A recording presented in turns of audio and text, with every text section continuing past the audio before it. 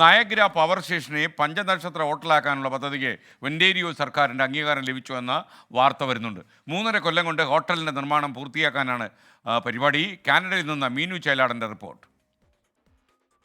പതിറ്റാണ്ടുകളുടെ ചരിത്രം പേറുന്ന നയാഗ്രയിലെ പവർ സ്റ്റേഷൻ പുതുമയിലേക്ക് കൺതുറക്കാൻ ഒരുങ്ങുകയാണ്. നയാഗ്രയിലെ പവർ സ്റ്റേഷനെ പഞ്ചനക്ഷത്ര ഹോട്ടലാക്കി മാറ്റുന്നതാണ് പുതിയ പദ്ധതി.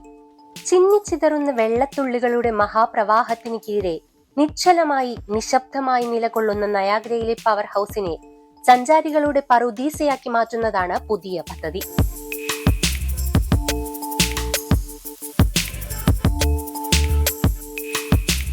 $200 മില്യൺ പരിവർത്തനത്തിന് വിധേയമായി പ്രദേശത്തെ ആദ്യത്തെ പഞ്ചനക്ഷത്ര ആഡംബര ഹോട്ടലായി ഈ പവർ ഹൗസ് മാറും. നവംബർ 22-ന് ഈ പദ്ധതിക്ക് ഒന്റാരിയോ സർക്കാർ അംഗീകാരം നൽകി. വരും മാസങ്ങളിൽ തന്നെ ഇതിന്റെ നിർമ്മാണം ആരംഭിക്കാനാണ് തീരുമാനം. Construction will start very shortly on the first stages of restoring this National Historic Site.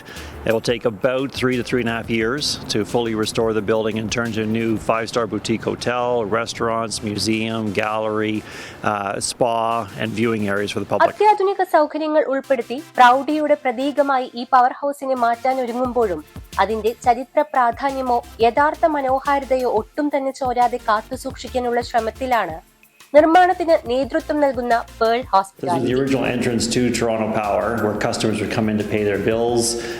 The general manager would have worked in this space, but beautiful marble entrance. This will be fully restored as part of the project.